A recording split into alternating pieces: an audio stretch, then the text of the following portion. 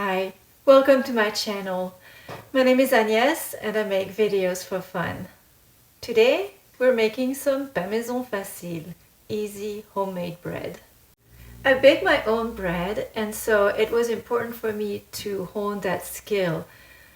So I found this simple bread recipe. I've made this recipe several times and I've got it to the stage where I get a delicious fluffy loaf of bread.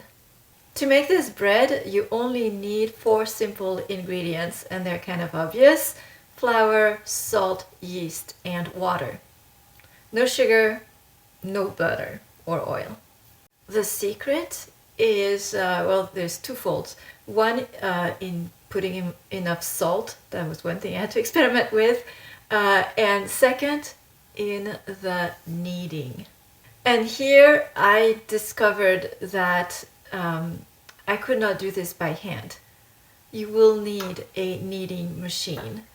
And that can be in the recipe, which I link below. They just use a KitchenAid with a dough hook, and they let it run.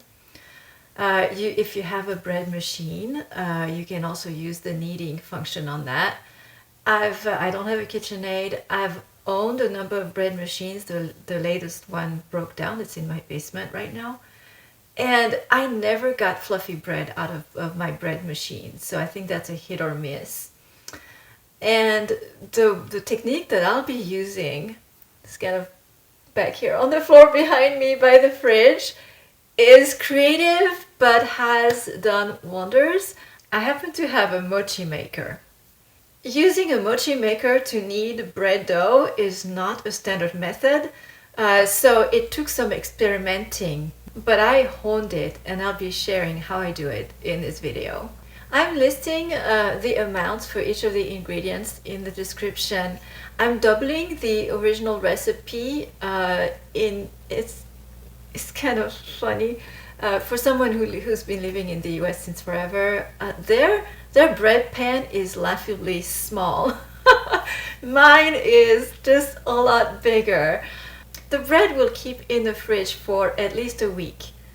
I don't know about longer because my bread does not last for longer than a week, and by that I mean it's gone after a week. After a few days it gets a little drier, so you can always toast it to revive it. I'm also using a bit more flour, so I get a dough that's a little more firm when it goes into my mochi maker. Like I said, I did a lot of experimenting, and if I don't put in a dough that's firm enough, my mochi maker just makes a mess of things. Let's get started.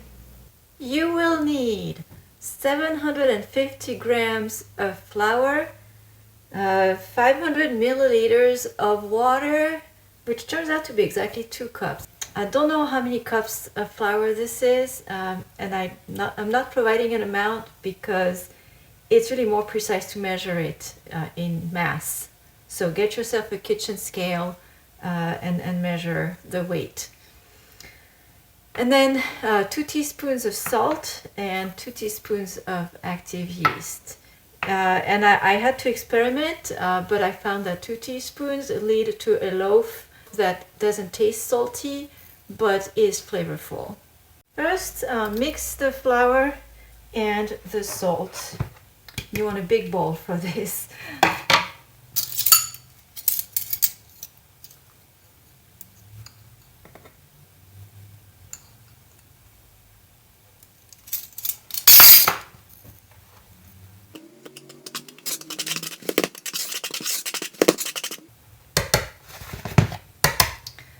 Now, as I'm shooting this video, it is winter time. My kitchen is chilly, and when you're working with yeasty products, you want to keep them warm. So I have preheated my oven to the lowest setting that it's got, which is 170 degrees Fahrenheit, and I'm going to turn that off.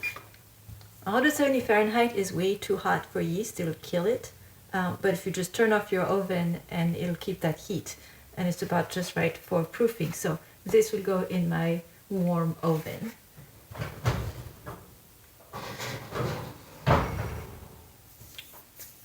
Next, we want to work on the water and the yeast. This is such a ingredient wise, it is so simple.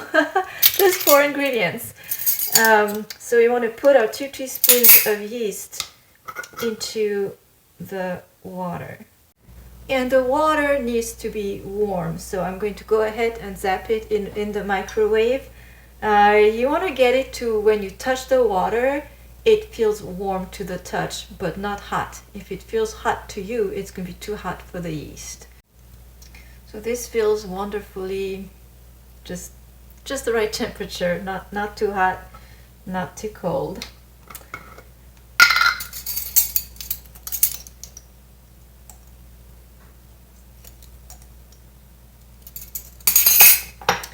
And then give this a good mix until it's all homogeneous. Mixing yeast does not mix very well, but you can get close. You want your water to turn milky like mine is right now, so I still have a few lumps, but that's fine. So I'm gonna put this in my warm oven as well, and I'm gonna let it sit for 10 minutes. So these have been sitting in my oven. So warm. I got a little bit of foaming out of my yeast mix, which is very good. So the next step is easy and really not very elegant. You just pour the water into the flour.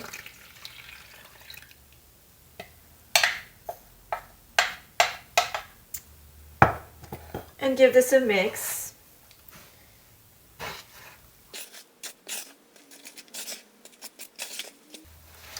And what we're looking for here is to form the dough, but nothing further. Like you don't want to have any loose flour left or very liquid lumps. Make sure it's mixed. You can go in with your hands if you want to. I think I will. But I'm not kneading. I'm just giving this a first rough mix.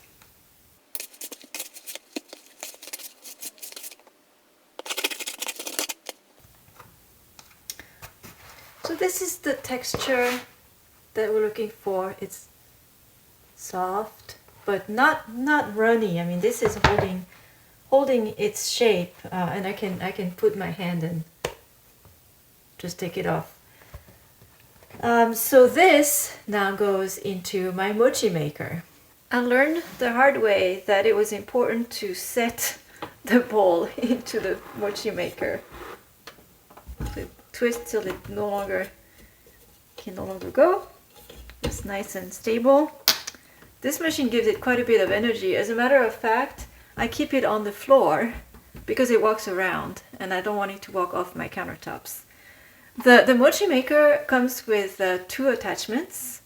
There's more like a dough hook, and there's this one. This one looks a lot like what you have in bread makers, and I've tried both, and it's definitely this one, not surprisingly, that's the right one to use. This one offers too much resistance for the consistency of my dough. It can't work its way through very easily, and my mochi maker does not have that power.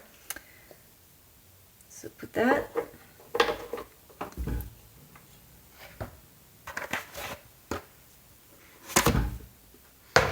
While operating it, I like to keep the lid. There's a lid.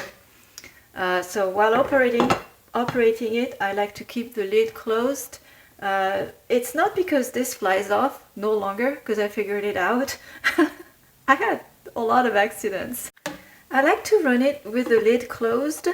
When the mochi is pounding, it creates friction in the dough, and the dough heats up by quite a lot actually.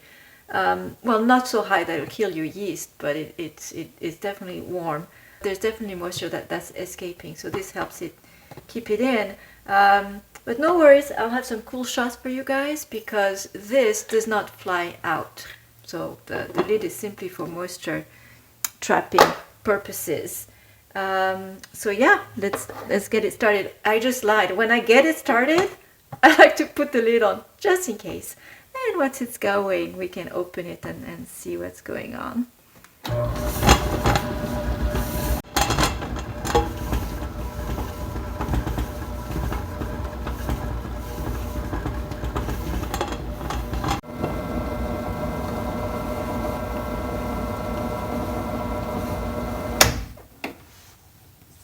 So it has been 30 minutes pounding. It did walk around a little bit. And it's now the dough, it does feel really warm to the touch, and it's very sticky.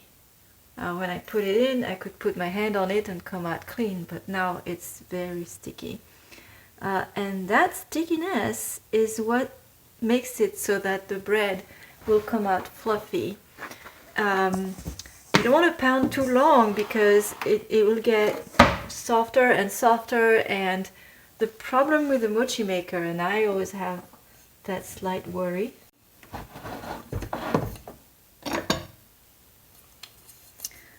my slight worry is that the dough wouldn't stay here but go down into the bottom of the machine. It's really heavy, but it didn't, so this is still clean. Because there are tiny holes at the bottom of the bowl, and if your dough gets too soft and too soft, too runny, then it seeps through those holes, gets down there, and that's a problem for two reasons. One, it makes a mess, and two, it's not getting kneaded anymore. So I'm going to take this and I'm going to put it back in the oven to proof. So same deal, preheat to the lowest setting, turn it off and let it proof. And it needs I'll put it in for 2 hours and see what we have after 2 hours. Meanwhile, we can prepare our bread pan. So you can spray with non-stick spray, you can use butter. What I like to do is to line it with parchment paper, not wax paper. Wax paper will absorb the moisture from the dough and it'll just melt into it. Not, not what you want. So I like to use parchment paper. I even reuse it. This was on previous breads, it's a little baked, but it doesn't really burn.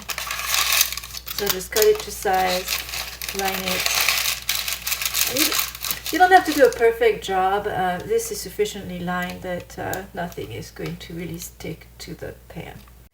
So this has been proofing for 2 hours in a warm-ish environment. I started that in a warm oven, which cooled over time, but it was maintained at a good temperature, and it filled the bowl. So, you know, they always say it needs to double in size. I think it did that and a bit more.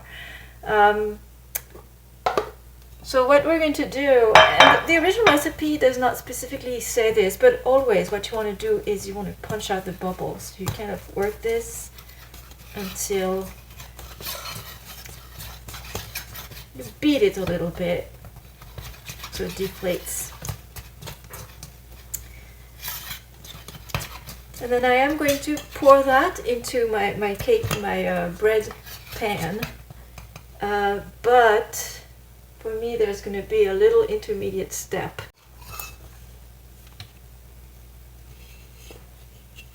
Oh, okay, well, the reason I wanted to pour it in another bowl is that this attachment here tends to come off, but this time it didn't. It was kind of stuck to the bottom. So, all right, I just did not want this piece to end up in my bread pan. It makes a mess when that happens. So now this goes into the bread pan.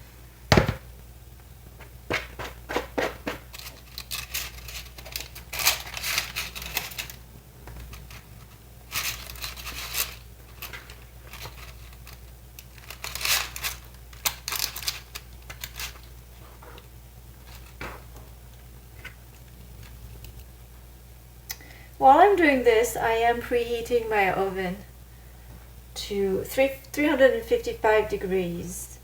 So I'm not baking this bread at very high temperature, but it works well. All right, and what I like to do, because you want to let this rest for a little bit. The recipe doesn't say it, but in my experience, you always do when you're doing something with yeast. So I'm going to set this on top of my stove.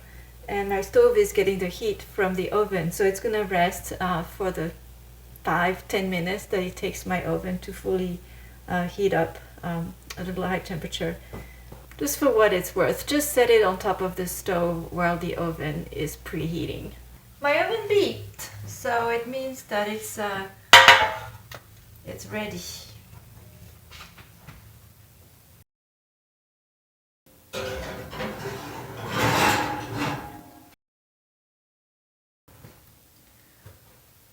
So we'll come back in 40 minutes to check on it.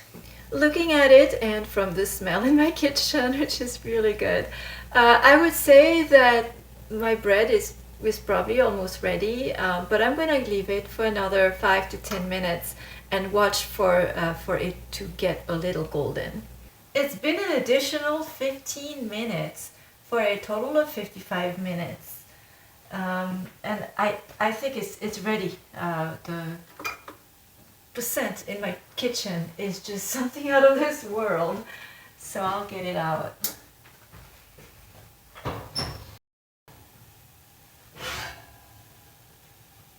And it was hard to judge with the oven light, but it did get golden on top, which is exactly what we want. One secret to baking is to monitor what's going on. So the original recipe says to bake this for an hour, and I ended up baking it almost for an hour, but I checked after 40 minutes, and after that I was monitoring what it looked like and what it smelled like. So I'm going to let this cool for a little bit, and then we'll cut it and see what it looks like. Sorry you missed the action, but there it is. It's cooled off. I got it out of the mold. With the parchment paper, it's real easy. So let's see what we've got.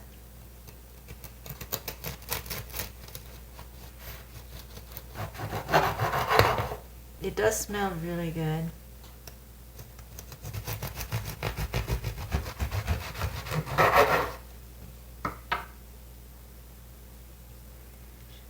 This is what it looks like. It's real moist, flexible. It's got a bit of a crust. When it's fresh, it's definitely a crunchy crust. After that, it hardens. So I'm going to enjoy some of this for dinner. What you can do with the leftover, make sure it completely it cools off. And once it's cooled off, what I like to do is I use one of these. They're the bread bags, food and bread bags, and they're exactly the right size. They're okay. 1 gallon. It's in the United States. 3.78 liter bags, and they're just right. I just put the bread in here, and then I tie it up, put that in the fridge, and it keeps it nice and fresh. While it's cooling, if you don't want it to dry here, it's a good idea to just put a cloth on top. You want something that lets the moisture out, but not too fast. Thank you for watching.